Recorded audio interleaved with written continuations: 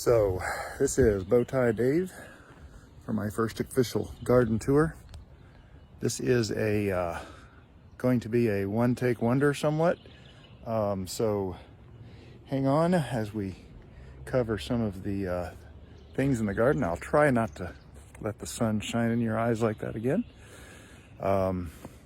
We've had this property for almost 6 months, 1 week short of 6 months, but today is Earth Day.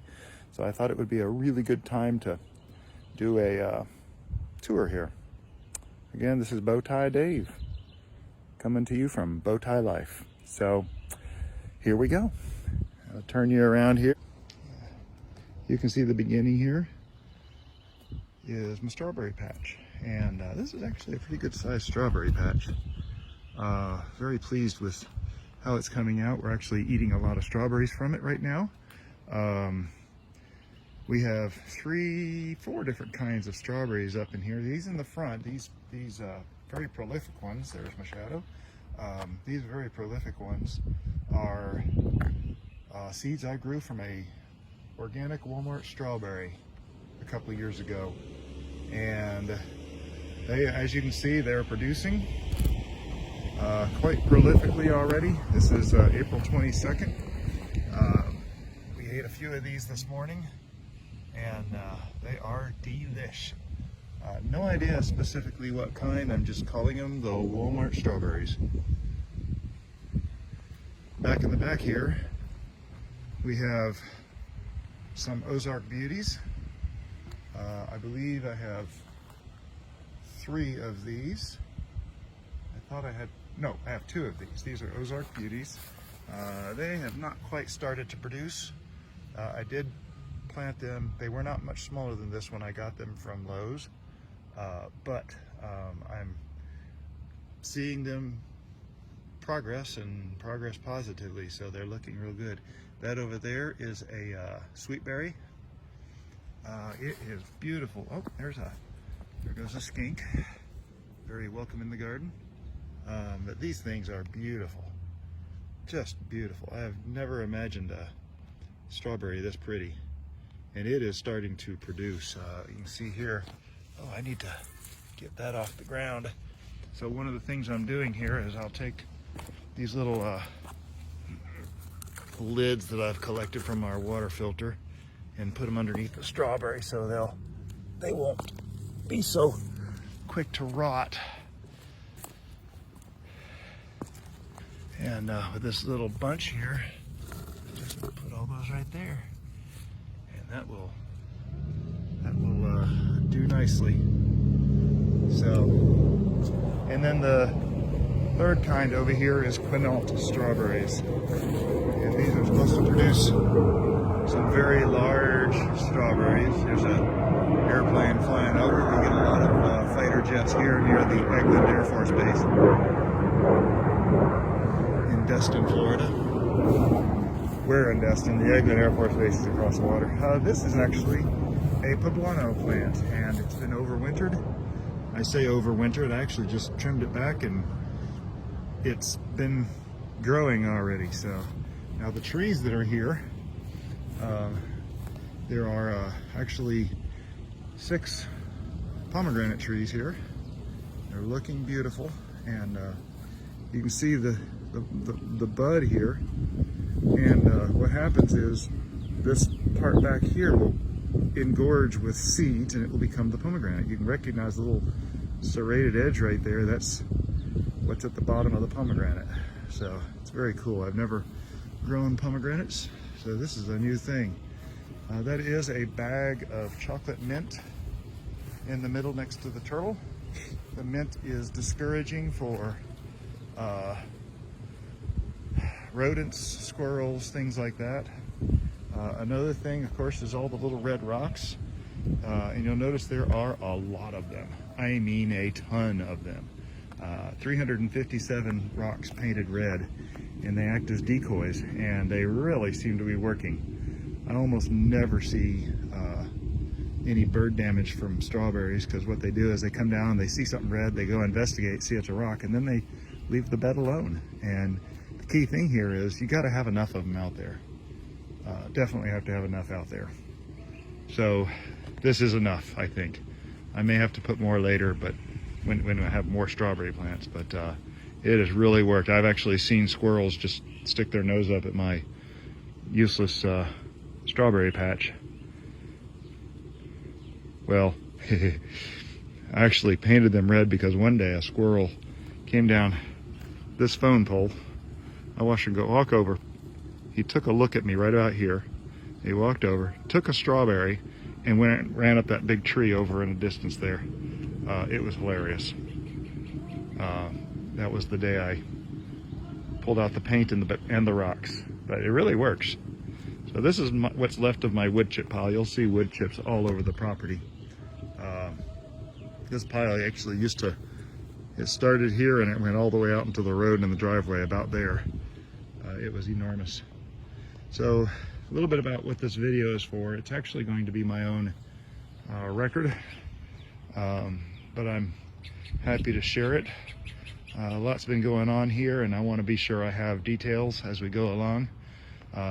Because of all the detail I'm going to be putting into this, I'm going to have to break it up into probably 3 parts. So this might be long for just the front and side yards, but it's going to have to do.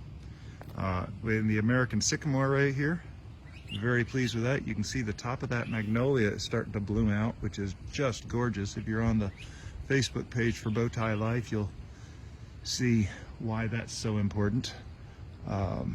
Just discovered this morning, in fact. The Windmill. The Windmill is actually host to our artichoke garden. And this is still in progress. Not much has happened here. We do have one definite artichoke right here.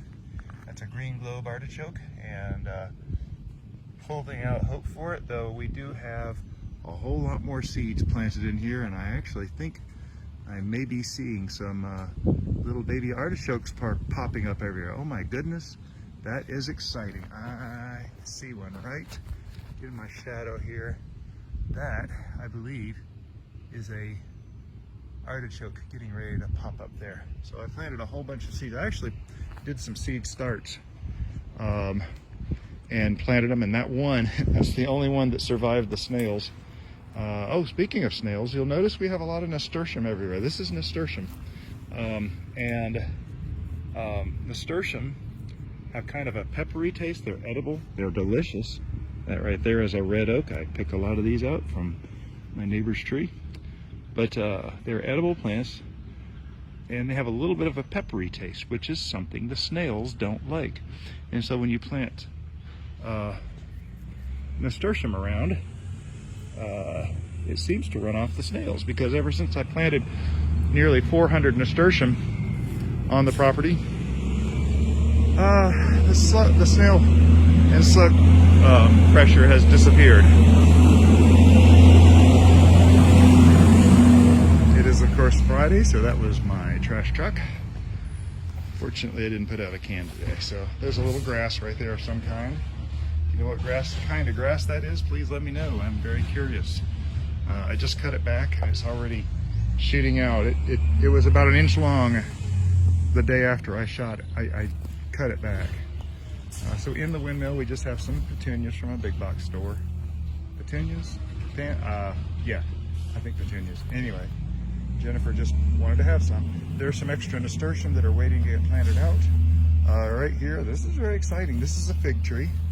I cut 25, well, I cut a whole lot of branches off of a friend's fig tree January of last year, so what's that, 16 months ago. And I stuck 25 sticks in the dirt. 8 of them sprouted, and I gave away 5 and have 3 left. So you'll see through the course of this property, there are 3 fig trees on our property. But the cool thing is, maybe we can get the camera to focus here. There are figs down there. Look at this. That right there is a little baby fig right there. There's a bunch of them on here. I don't think the tree is probably not big enough to support much figs, if any, this year. but boy, I'd be excited to have one. This is a bag of peppermint. You'll notice a lot of mint around here. Lots and lots and lots of mint. It's primarily for heavy squirrel pressure, and it seems to be working pretty good. They don't come into the garden very often. These 3 sticks right here are my Jerusalem artichokes, and of that I am a bit excited. A friend of mine gave me 5 tubers. I gave away a couple and planted 3, and I am anxiously awaiting these things to pop up. So that's going to be an exciting day. This over here, this was actually a volunteer romaine lettuce. It's a purple speckled leaf, and my thought was, if this thing can volunteer at that time amidst high weeds, because I didn't have a lawnmower yet, but this thing took over and it grew. It busted right through, and I thought, boy, wouldn't it be nice to have a whole area of romaine just naturally volunteering over here. I would keep it, you know, out of the artichoke bed and other beds, but that might be fun. So one of the things I want to do is James Prigioni does a channel where he talks about his food forest, and he has really been an inspiration for everything we're trying to do here. Crepe myrtle trees are finally leafed out, looking beautiful. We think that just beyond that, just this side of the trash can there, I think that is a decorative pear. It blossomed, had a jillion little flowers on it, but not a single bee. No pollen, no aroma, no nothing. So I don't know how much longer that thing has to live if it's not going to be beneficial here. Okay, the pine looking thing that has the berries on it, someone's gonna have to remind me what that is. Juniper, is that what it is? Anyway, so we come down to this bed, and this is kind of an exciting bed. Let me see if I can zoom in here on one of my very first asparagus to sprout. And there are 1, 2, 3, 4 in this bed. Uh-oh, I'm missing one of them. Well, 3 or 4 in here, plus a whole bunch more seeds. I planted about 20 or 30 seeds in here, so this should be going. These we have to pull these dollar weeds out. They are prolific, and I try to pull them by this runner vine whenever I can. These things grow under the ground, and oh, they're terrible. Just a constant fight. So I'm really hoping these Nasturtium will get going and start choking them out. That's my dream, at least. So anyway, I have Nasturtium in almost every single bed out here. This is another pepper plant planted December of 20. This is a Serrano. Oh, I'm sorry. This is a Serrano. This one here is a Serrano. That is from a friend in Arkansas. And then I have 2 jalapeno travelers, which is kind of a small jalapeno, I believe. At least they were small last year in that bag. Oh, another bag of mint. But you notice this palm tree. Well, this is actually a date palm. It produces fruit, according to the previous owner. So got to get up there and do some TLC, I think, but it's a little scary, those spikes on those branches. Anyway, so here's peas, and anybody who's on the Facebook page knows I harvested a huge handful of peas yesterday. We have these are dwarf gray sugar pea pods. I got those seeds from Lowe's. They were planted on February 18th. I got mammoth melting sugar snow peas from Lowe's also. Planted those the same day. This is just a cattle trellis, a 16-foot cattle trellis. I don't have it completely tied on yet, but I got this is the wire that you use for chain link fencing. But anyway, so you can see the dwarf over here, which this is supposed to be a privacy screen. The dwarf is not a good idea, obviously, and these here are definitely staying. I'm going to plant these again for many years, I'd imagine. But I saw it. Yep, here's one. Look at this. Look at this pea. Sugar snap pea. Oh, that is just, you eat it just like that. Pop the end off. These things are so sweet. Even that big. They're huge, but yeah, I harvested a lot off this. In fact, I have to go blanch them and put them in the freezer. So, and these colors, this wall is actually set in front of the Pollinator Garden. This wall here, I still don't have a set in. It's going to be level. It's actually going to disappear into the dirt on this end. Little white bricks go all the way across. I've got to cut them and fit them in. The area in the middle there will be no grass. I'll be covering that grass over and leveling out the ground on the front side here, because this is my main path out to the main garden. So yeah, this is not the main garden. Pollinator garden back here with a bird bath. Tons and tons and tons of nasturtium. Love, love, love, love me some nasturtium. Not only are they good, this a very interesting flower. Has a spiky thing. You can eat the back off and get nectar out of it, sweet nectar. Or you can eat the whole thing and it's got a peppery taste. Oh, so sweet. See, I just bit the bottom off and sucked it out. It's full of nectar. And then eat the whole thing. There's just a bit of a oh, these purple ones actually are really peppery. Ooh. Yeah, that was a little strong. So we have nasturtium, we have zinnia in the back. We have a few Thai plants. These Thai plants were given to me from another friend. I stuck them in the dirt. They rooted out. The tops died off, but all four of them are starting to shoot out little shoot-offs. These are going to be full trees this year. And then all through here I have Delphinium planted, but I direct sows. Those take about 3 weeks to start to show. So, there's supposed to be a bird feeder hanging here, but with avian flu and all, we've taken it down temporarily. That's a ligustrum, about to blossom all white.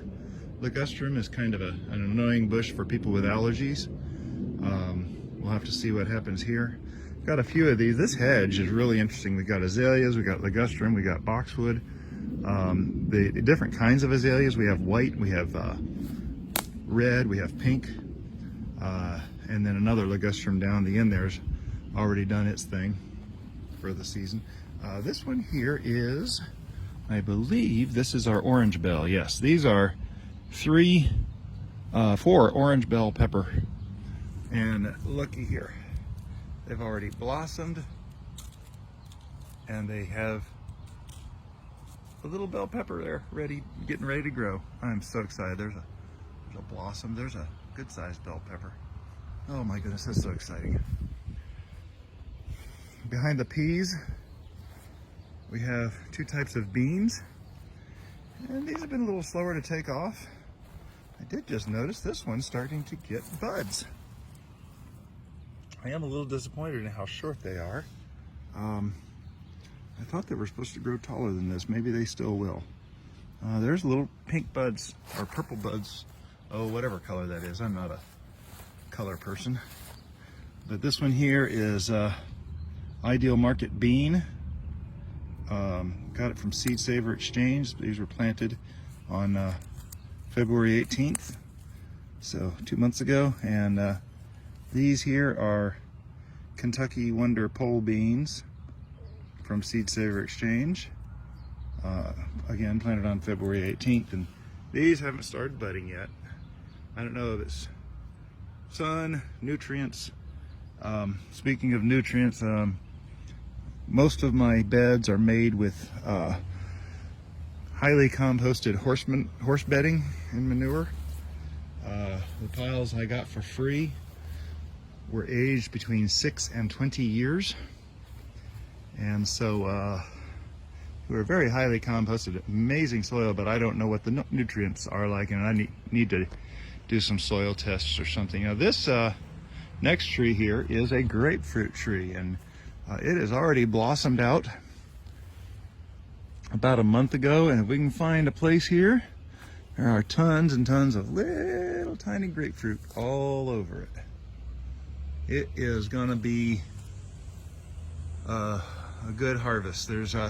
We did harvest over 240 pounds of grapefruit off this thing a couple months ago, and it's already starting to produce again. So there's actually should be a couple of grapefruit left back in this back corner. Just as an experiment, I left a few here. They're kind of small, but they're still ripening. So we'll have to see how big they get. I left about 20 on here, and I've been picking them as they go. Now this next two trees are Satsuma Oranges. I don't know any more than that, but I know they produce great oranges. They didn't produce very well this year, which is a little disappointing. This past year, I should say, but they do have lots and lots of baby orange. They did have an amazing blossom, and now this one has tiny oranges. I'm looking here for some decent sized ones.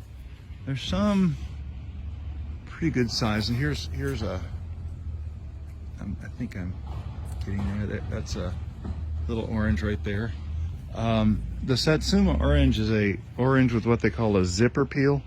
They come clean pretty easily, and peel clean very easily. So I've trimmed these up a little bit so I could mow under them.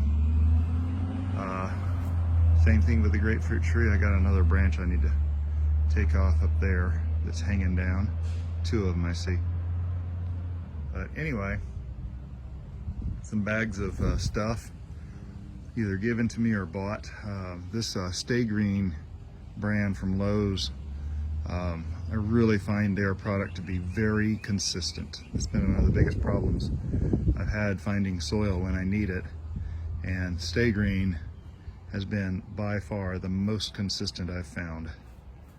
So some bricks from a friend, and someone else gave me that brown mulch. So anyway, I'm going to show you this last thing here, which is the blueberry patch. And yeah, it's enormous, and there are jillions of blueberries. If I can get this thing to focus right in on this area right here, you can see, I mean, just right in frame there's a few dozen blueberries just getting ready to ripen up. Bees were all over this. So I'll be continuing part 2 of this when I have a little more time, either today or sometime in the next few days. But we'll be continuing. Actually, this is probably going to be just a part 2. We'll do the front as part 1, and then the melon patch and the rest of the raised beds, and have a couple little surprises in here. But it's very exciting. So it's been a wonderful place for us to move into almost 6 months ago. But anyway, so that's the front garden. Give you an idea of what's going on, and hopefully remind me what's going on. Let's see if I can get around the other side here. Oh, by the way, this arbor, hopefully we'll have grapes on this today or tomorrow. I have some small grapes coming, but these mother of millions, devil's backbone, something hat. I can't remember what that name is, but anyway, this is a really interesting plant because if you look at the tip here, you see little itty bitty versions of the plant, and it grows. Every single spike here grows a little tiny plant, and here we go. It grows a little tiny plant here, and then when they fall to the ground, you can see here, makes little pups, dozens of them, if not hundreds. You see there's a lot of pups down here ready to take over. But these things grow up and make this seed flower top. And this is actually a real scraggly one. I've seen some that are just like a 6-inch platter of these flowers just hanging down. This one's already spent, of course. But anyway, so that's the front garden. I think that's everything. It's been an exciting time discovering everything in this property. Just amazing gift from God that we found in about a 12-second lull in the market back last September. We walked into this house. It was on the market for about 12 hours. And our offer was not the first offer that was accepted. It was the second one. The first one fell through and we jumped in. So stay tuned for the next part, and I will get part 2 out here soon.